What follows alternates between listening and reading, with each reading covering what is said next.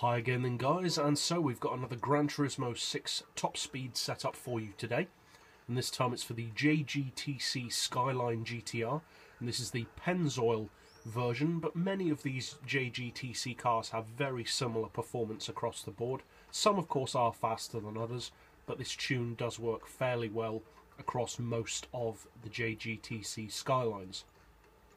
So you want your race and soft tyres as always. For suspension, we've got the ride height on 60, front and rear. We've rounded off the springs to 1850 and 1550, dampers to 4, anti-roll on, also on 4, I should say, camber on 2.5, neutral toe as always. For the gearbox, we've got an auto setting of 242, and then we've rounded off the individual gears to 3.2, 2050, 1450, 1085, 855, and 700. With a final drive of 3.4.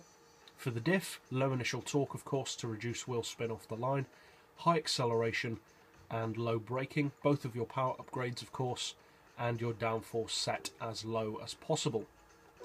Traction control is of course turned off because it is quicker.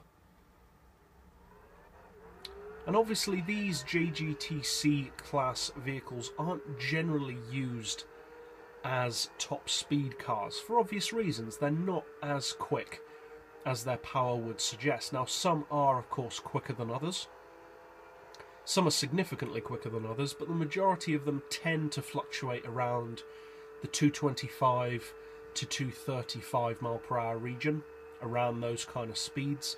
So among their own category they are still highly competitive against each other, as you would expect, which is impressive considering that fully tuned many of them do have completely different specs, especially power-wise. Now as far as JGTC vehicles go, this Skyline is surprisingly not one of the quicker models. It has a cruising speed of about 225 on the flat, and as far as draft potential, as you can see, you've got some.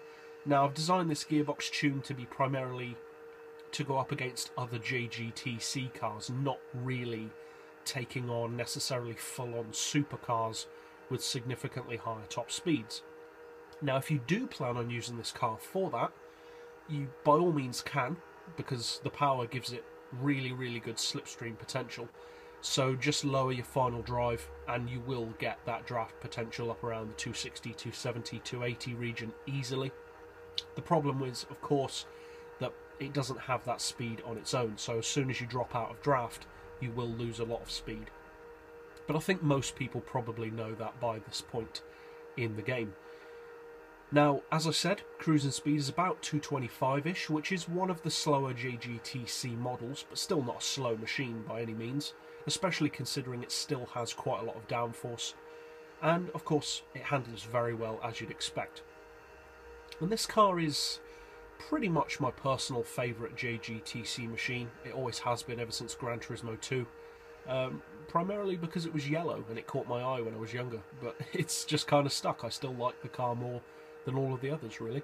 So for those of you who do choose to use this tune, I hope you find it helpful and competitive, and if you did, feel free to subscribe. I put out new top speed tunes every day, and as always, thanks for watching.